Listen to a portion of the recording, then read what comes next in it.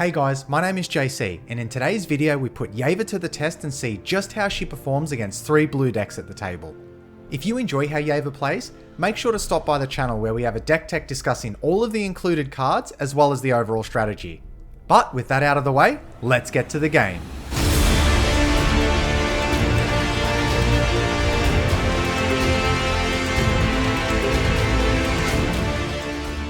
Okay, let's have a look at our opening hand. Not too great, I'm not too impressed really. We've got 3 lands, but no real ramp. Growing Rights of Itlamok isn't going to go off because we won't have enough creatures, so I think we have to mulligan this. Well, that second hand's a lot better. We've got turn 1 ramp, we've got card draw with Guardian Project, we have protection with Sarath, and Seedborn Muse, probably one of the best cards in the deck. We'll definitely hold on to this. And today we're playing Nymris, Oona's Trickster, Tameshi, Reality Architect, and the big bad Nicol Bolas, the Ravager. Alright, so Nymris starts by playing a land for turn, and that's going to be them done. Tameshi just plays a tapped land and leaves the turn there. Nicol Bolas plays a tapped land as well, and they also leave it there. We draw an Ancient Tomb, that's really good. So let's start by playing our land and getting down our Jiraga Tree Speaker. And we'll pass the turn there. Nymris plays their land for turn, and they cast a Sapphire Medallion. And that's it for them. Tameshi plays their land, and now they cast an Arcane Signet. So just some early ramp by both players. Let's see if Nicol Bolas does the same on their turn. They start by playing a tapped land, so they'll be able to scry 1. Now they sack their Bad River to search their library for an island or swamp card, put it onto the battlefield. And they have the land come into play tapped. And that's it for the Nicol Bolas player. We draw a Timeless Witness. So we'll start by playing our Boseiju. We'll level up our Jiraga Tree Speaker. And then we'll just pass the turn there. Nymris plays a land. And now they cast a Midnight Clock. So once it gets a 12th hour counter on it, you put an hour at the beginning of each upkeep, and then once you get 12 of them, you can shuffle your hand and graveyard into your library and then draw 7 cards and it gets exiled. But it looks like that's it for them. Midnight Clock triggers. Now Tameshi plays their land for turn. And it's a Lotus Veil, so it comes into play and adds 3 mana, but you have to sacrifice 2 untapped lands. And what a play! Then they play Keeper of the Accord. At the beginning of each opponent's end step, if that player controls more creatures than you, make a 1/1 white soldier creature token. But more importantly, at the beginning of each opponent's end step, if that player controls more lands than you can search your library for a basic Plains card, put it onto the battlefield tapped, then shuffle. That's the absolute ideal curve to have with the Lotus Veil there. But the Nymris player doesn't want to have any of that. They've casted Resculpt on it, so they're going to exile that creature. Well, we're happy to see it, but I'm sure the Tameshi player isn't. That was going to get them a lot of value, and that is their turn done. Midnight Clock triggers again. Nicol Bolas plays their land for turn. And now they cast Propaganda. Creatures can't attack you unless their controller pays 2 for each creature they control that's attacking you. And it looks like that's it for them. Midnight Clock triggers on our upkeep. And we draw into a Ram Through. It's a nice piece of interaction. We'll start by playing our Ancient Tomb for turn. Now we have quite a few options. We could try to slam down the Seedborn Muse here, but with the players still having quite a few cards in our hand, we could lose it, and I really don't want to lose it at the moment. So I think we might spend at least 1 more turn setting up. So we'll start by tapping our Ancient Tomb. We'll get down our Earthcraft firstly, and then we'll get down our Guardian Project. And that's going to be us for turn. Because being at a table with a Dimir deck that's probably going to have removal and a Nicol Bolas deck that's certainly going to have removal, we've got to be really careful the way we play out our creatures here. Midnight Clock triggers on Nymris' upkeep. And now they cast Thought Scour. Target player mills 2 cards and they draw a card. And now they cast Fact or Fiction. So they've chosen the Nicol Bolas player here. And it looks like they're putting Psych Rift and Peak into one pile, Dark Ritual, Counterspell and Cryptic Command in the other. It's always a hard choice when you have to do a Fact or Fiction. It's never easy, especially with really good cards like this. And it looks like they've taken the Cyclonic Rift pile. Luckily for our deck, Cyclonic Rift isn't that bad, especially if we get a few good mana dorks online. We can have our stuff all bounced back, float the mana, and then just recast it in response. And that's their turn done. Midnight Clock triggers on Tameshi's upkeep. They play a land for turn, but it does come into play tapped. So now they move to combat, and they're swinging the elemental token in at the Nymris player. That makes sense, I thought that was going to happen. Damage goes through, and that's their turn. Midnight Clock triggers again. Nicol Bolas plays a land for turn. And now they cast Unnerve. Each opponent discards 2 cards. So it's unfortunate we have to dump 2 cards here. One will definitely be rammed through, but Timeless Witness can get back another one, so I think we'll dump Sarath here. And it looks like that's it for them. Midnight Clock triggers. So it's currently on 7 counters. Not too far away from 12. We draw a Barlagad Recovery. That's pretty good. So I think this is the turn we've got to go for it. So we're going to try to land our Seedborn Muse here. I don't like that Tameshi's got their mana up, but Nicol Bolas could get the Seedborn Muse and Timeless Witness out of our hand. Possibly dump our whole hand as well, and I don't want to lose that there. So let's give it a go. And that goes through, thankfully. Guardian Project triggers, we draw a card. Oh, a Mana Dork. We're always very happy to see that. So let's cast it now. That draws us another card. A Shire, Soul of the Wild. Well, there's the answer to that Cyclonic Rift. Otherwise, that's going to be it for our turn. Midnight Clock triggers for Nymris. And they start by casting a Peak, targeting the Nicol Bolas player's hand. We're fine with that. And the Tameshi player is doing something on Nymris' end step. And they're casting a Cryptic Command, returning a permanent to its owner's hand and drawing a card, and they're targeting the Midnight Clock. And that goes through. Now the Nymris player casts a Snapcaster Mage. Now Snapcaster Mage is targeting the Resculpt. And now they're using the Resculpt to target our Seedborn Muse. So we'll start by casting our Commander here. That triggers Guardian Project. And we draw a Great Oak Guardian. Now we'll cast Timeless Witness. We'll have that return our Sareth, the Viper's Fang. Guardian Project will draw us a card, just to land. But unfortunately we can't do anything about that, so we lose our Seedborn Muse and it is exiled, so we're not going to see it anytime soon. But that's okay, we're still in a good board position. And the Nymris player really needed to do that because we were going to go pretty nutty if it stayed out on the board. Tameshi starts by casting a Crucible of Worlds. And they do have lands in their graveyard. And they start by playing one. And now they cast a Mind Stone. And then they cast a Ghostly Pilferer. Whenever it becomes tapped, you can pay 2 if you do draw a card. And whenever an opponent casts a spell from anywhere other than their hand, draw a card. You can also discard a card and it can't be blocked this turn. Now they move to combat and they're swinging their Elemental over at the Nymris player again. They just take the damage. And that's their turn done. Now we just have to really hope we don't see a board wipe from the Nicol Bolas player here. Discard effects we can handle because we've got good card draw online, but we definitely don't want to see a sweeper here. Now they do play a land for turn. And now they cast their commander, Nicol Bolas. That triggers Ghostly Pilferer. So Tameshi draws a card. And now as Nicol Bolas ETBs, we all have to discard a card. We'll discard the land here. But otherwise it seems that's it for their turn. We draw an Emergent Zone. So we'll start by playing that for turn. And we have no attacks that we really want to use at the moment because with Earthcraft out we may need the mana, especially if we start casting spells in our opponent's turn. So I think we'll just leave it here and see how the board state develops. Nymris starts by casting a Brainstorm. And they actually scoop with that, so they must have had some pretty bad draws and didn't think they could do anything else with it in the game, which is a little unfortunate. So we move to Tameshi, who plays a land for turn. Okay, so they cast Swords to Plowshares, targeting our commander. Now, they do know that we have Sareth, the Viper's Fang, in our hand, and they've got no cards in hand, so they don't have any further interaction to stop us, but we'll get it in here in response anyway. So we'll cast Sareth in response, which now that it's ETBs, it's going to give untapped creatures we control hexproof. That triggers Guardian Project. Now, they do crack the Mind Stone, so it looks like they might have forgotten that, and they're going to be looking for some interaction to try to take Yeva out. We draw a card, a Voice of Many, which is really good to see. Would have been nicer if we had the other players still in the game because we would have drawn an extra card off of that. And so we'll allow that Swords to Plowshares to go through. It fizzles. And now they cast their commander, Tameshi, Reality Architect. Whenever one or more non-creature permanents are returned to hand, draw a card. This ability triggers only once each turn. And you can pay a white and X, return a land you control to its owner's hand, return target artifact or enchantment with mana value X or less from your graveyard to the battlefield, activate only as a sorcery. So we will have to keep an eye on their graveyard just to make sure they don't have anything too scary in there. But at the moment, I can't see anything that's going to worry us too much. So now we'll move to the Nicol Bolas player's turn. They start by playing a tapped land for turn. So now they cast an Arterial Flow. Each opponent discards 2 cards. If you control a vampire, each opponent loses 2 life and you gain 2 life. So we'll all discard 2 cards. Well, I think we'll respond to that. We'll activate our Ancient Tomb for 2 mana. And then we'll tap down our Jiraga Tree Speaker and we'll cast our Voice of Many just to draw a few more cards. So upon ETB, that should draw us 2 cards, and then Guardian Project will draw us another card. And so we draw a land for the first one, and then Voice of Many draws us a Well-Wisher and an Ulvenwald Tracker. Okay, well let's tap down our Timeless Witness, and then we'll get down our Ulvenwald Tracker. That'll trigger Guardian Project, we'll draw a card, and that's a land. So I think we can leave it there for the moment, so we can discard those 2 lands. And they just leave the turn there.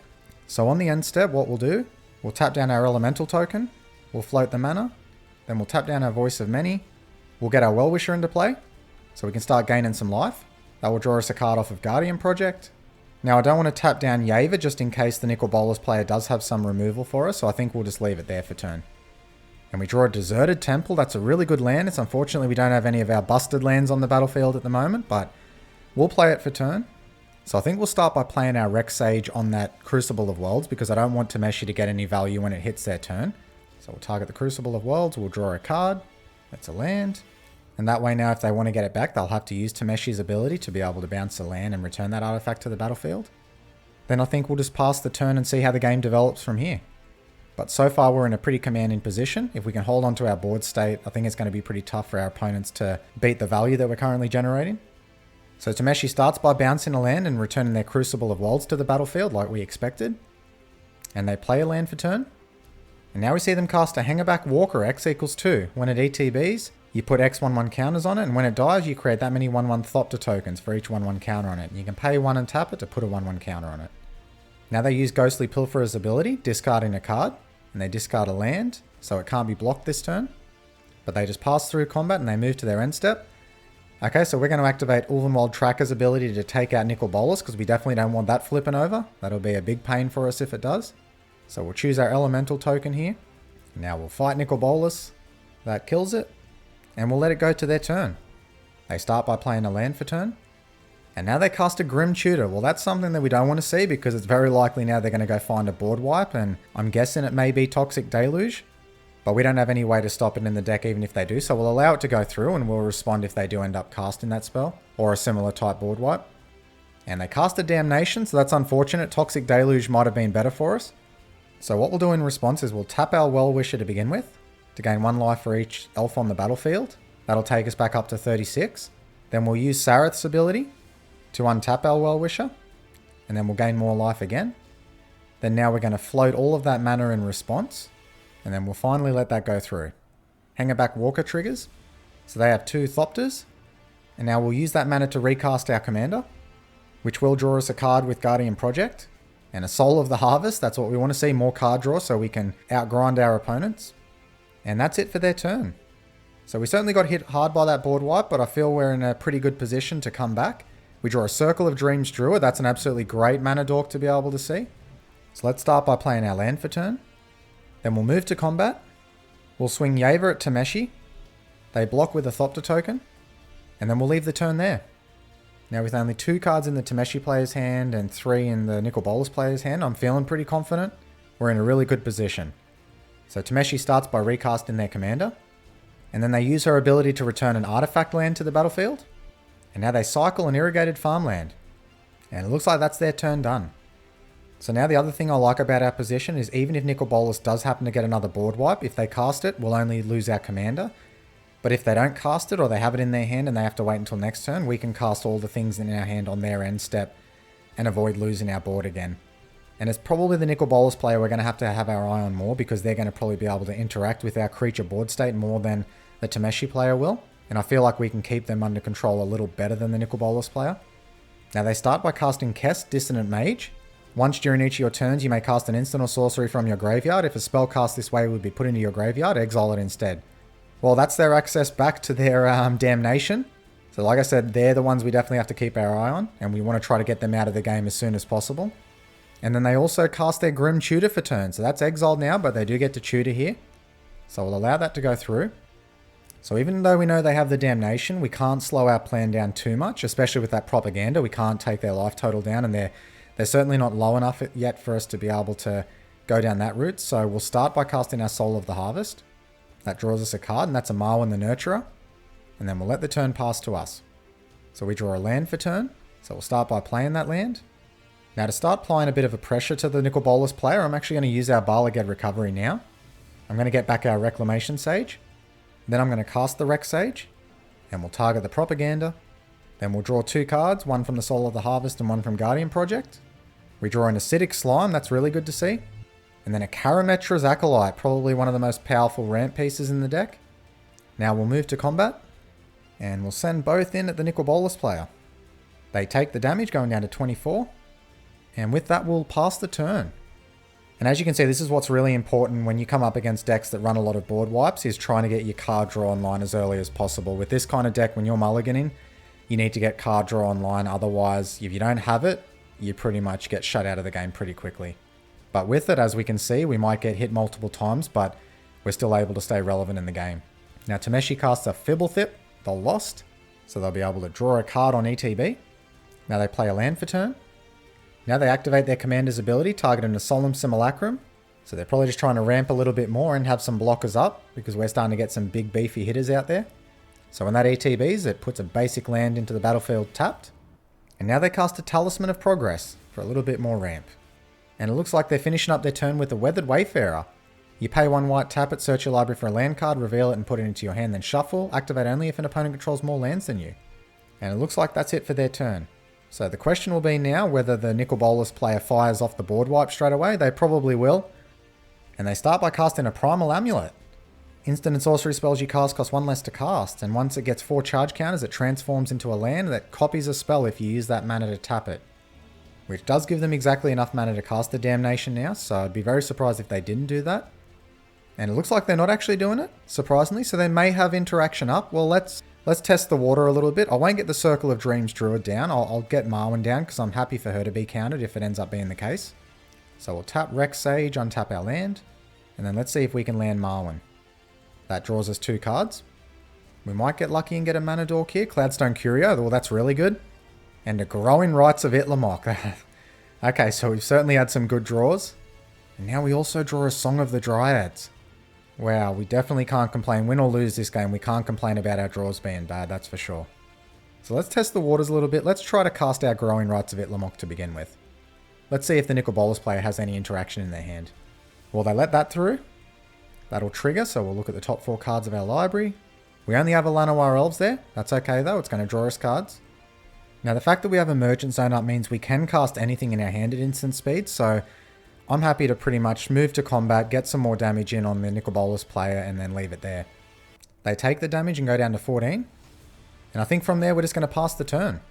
Growing Rights of Itlimoc triggers, so now it flips over into Itlimoc Cradle of the Sun. AKA the Gaia's Cradle, but a little bit better. So now 8 cards in hand, we have to discard 1. I think we're going to have to say goodbye to our Llanowar Elves. And let's see what the Tameshi player has for their turn. They play a land for turn. And now they activate their commander's ability, returning a Mind Stone to the battlefield. Now they cast a Seal of Removal. They can sack it to return a target creature to its owner's hand. Well, if they do activate that here, then they'll force our hand to be able to act quickly.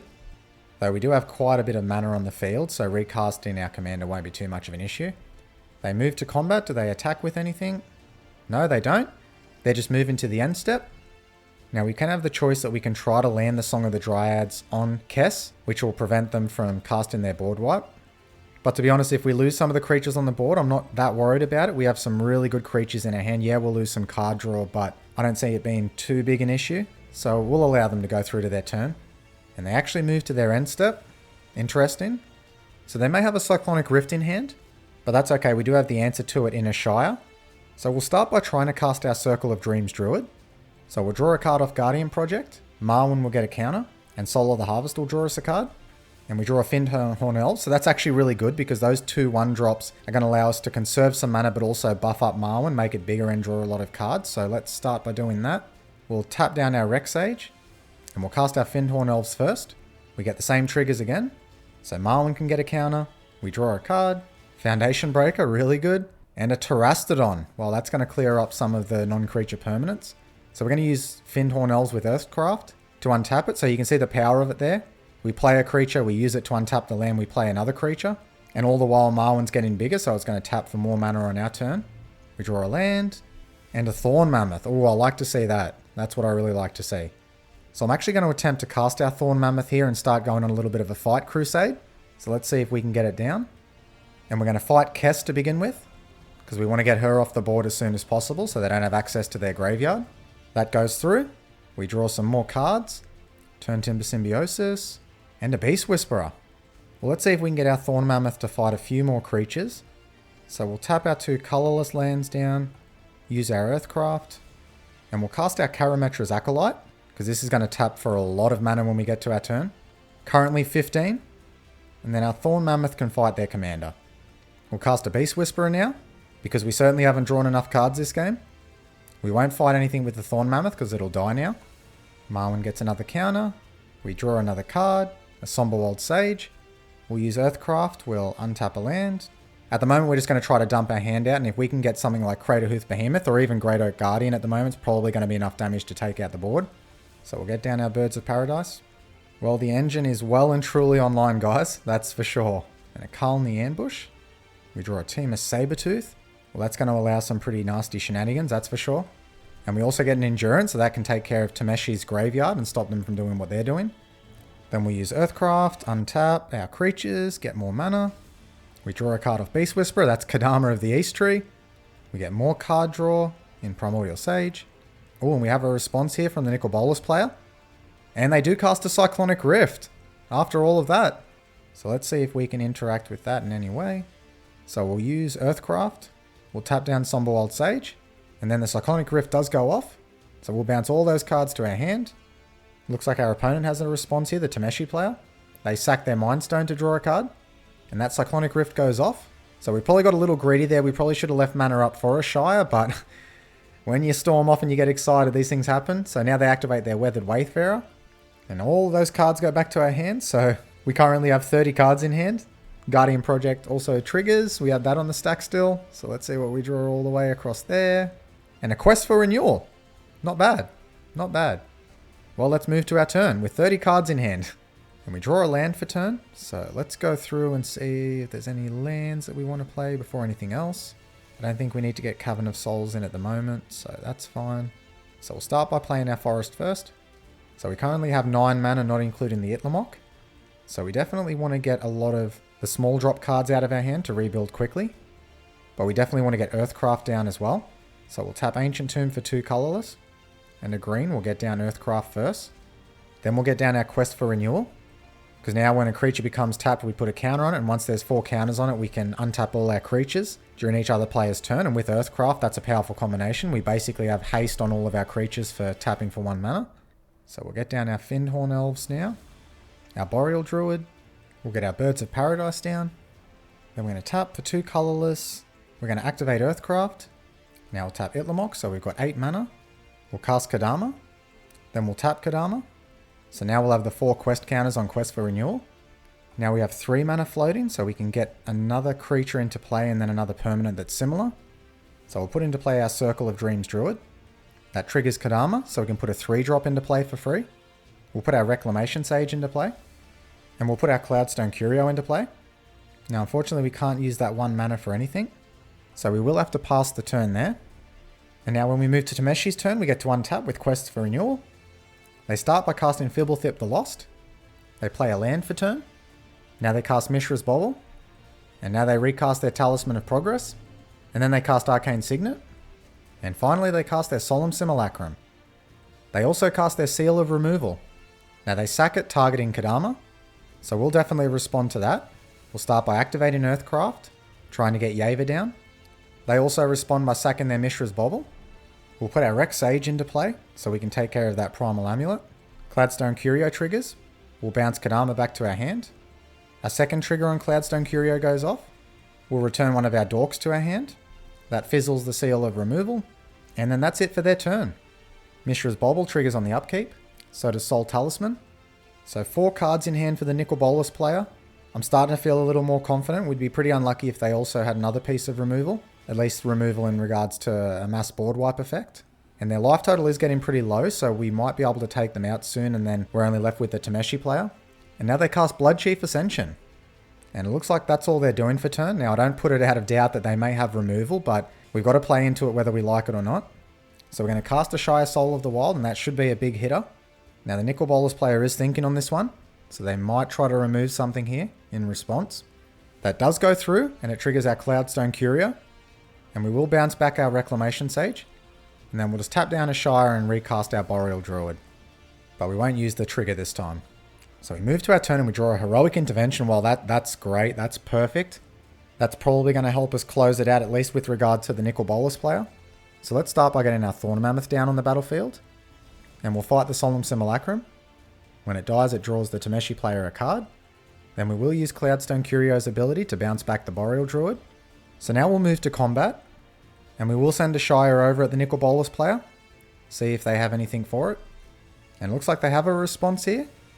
And they cast a Notion Thief. Well, that is a blocker. That's probably what they needed. But luckily we do have a Thorn Mammoth on the battlefield that can fight it. So what we'll do is we'll cast that Boreal Druid. And this is the power of instant speed, guys. So we'll make that Thorn Mammoth fight the Notion Thief, so it can't block now. Cloudstone Curio will also trigger. And the player is conceded there. So we've taken care of the Nicol Bolas player now. We will use the ability, and we'll bounce back the Fyndhorn Elves. So that ability does fizzle. Now I think we can tap our Circle of Dreams Druid for each creature we control, which will currently be 6 mana. And then we'll get down our Kodama. Thorn Mammoth can fight Fibblethip. We won't use Cloudstone ability here. Then we're gonna attempt to cast our Reclamation Sage just to slow the Tameshi player down on a bit of mana. So we'll tap our Rec Sage and our Emergent Zone. We'll take out the land here. We'll put our Fyndhorn Elves into play with Kodama's ability. We won't fight with Thorn Mammoth, and we won't use Cloudstone Curio's ability again, but you can see how crazy these loops can get. Because I think we've got the game pretty well locked down here. And then all we'll do is we'll get our Team of Sabertooth down. So now we put Team of Sabertooth into play. We'll use Cloudstone's ability just to bounce back a Mana Dork. And then we'll use Kodama's ability to put Beast Whisperer into play so we can draw more cards off anything we cast. Cloudstone Curio can bounce back our other Mana Dork, our Boreal Druid. And otherwise we'll pass the turn there. Now Tameshi does have 10 cards in hand, so they're certainly not out of it yet. They could have just the answer they need there. But fortunately, with our Team of Sabertooth out and access to a lot of mana, we can potentially bounce back a lot of our cards to hand. So it's going to be pretty hard for them at this point to be able to come back. And I think they knew that, and they've actually conceded there. Well, that was a big game, guys, with a lot of triggers. So let's go to the review and talk about the game. So there were a few key reasons we were able to take that game, despite coming up against some good interaction against our deck. In the early to mid game, the combination of Earthcraft for mana and Guardian Project for card draw kept our hands full and our board state a constant threat for our opponents. Mid to late game, we had drawn so many cards that even in response to a Cyclonic Rift and a Damnation, we were able to continuously redeploy a board state rather quickly. In the end, the fact that we had such a strong card and mana advantage engine online meant that it wasn't long before we were able to overwhelm our opponents with that value and take the game. I think it also highlights one important point that was brought up earlier in the video. If you know you're coming up against heavy control decks, make sure to mulligan for card draw with this deck because it's going to let you outgrind the control players, which are normally a weakness for Yeva. The Nymris player conceded rather early, but it may have been a blessing in disguise because no doubt they would have been a thorn in our side with all of the interaction they were probably running. The Tameshi player did get into some good value loops at some points in the game, but it was never really enough to help them get ahead in the game. I will say though, if they had kept out that Keeper of Accord for even a few turns, the amount of value they could have generated would have been impressive. The Nicol Bolas player had a relatively slow start, but between the Pillow Fort, discard and board wipe effects, they can afford to play a slower game and grind until they get their commander out, which does have a big impact on the game. Unfortunately in this game we were just drawing too many cards which largely negated their interaction, but had the Nymris player stayed, perhaps their combined resources may have been enough to slow us down and prolong the game, which would have allowed the Nicol Bolas player to recast their commander and then have a big impact on the game. Well, that's it from me today. I hope you found today's game enjoyable, and if you do end up building or playing your own Yeva list, make sure to let me know how it goes. But until then, take care guys.